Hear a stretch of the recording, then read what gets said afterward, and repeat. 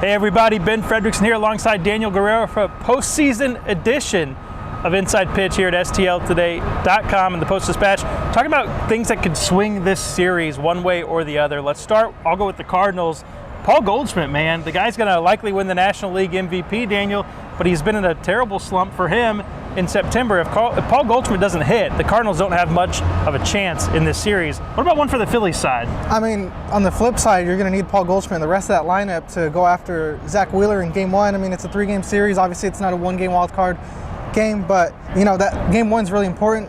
Zach Wheeler threw 15 scoreless innings against the Cardinals in the regular season. And then not only that, but if you get to Zach Wheeler in Game 1, you get to the Phillies bullpen, which has been kind of shaky. He's given out a lot of walks over the last couple weeks.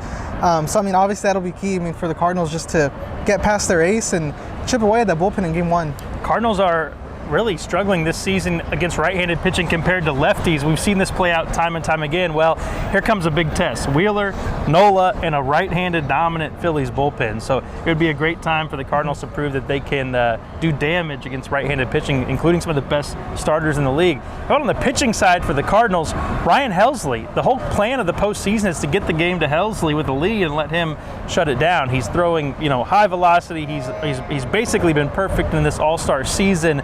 But he takes a little tumble off the mound late in the regular season. He's got a stiff finger. The Cardinals are saying, hey, don't worry about it. He's going to be fine.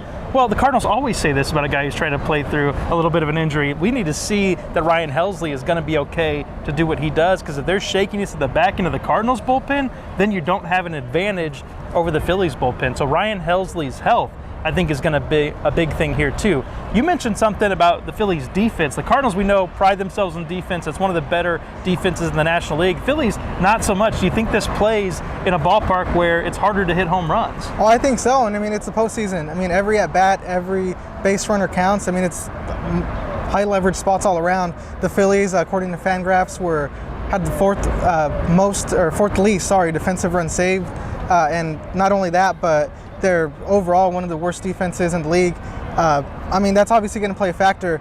And the Cardinals, they're been able to get guys on base. When the heart of that order, when Goldschmidt and Arenado are playing, they're driving them in.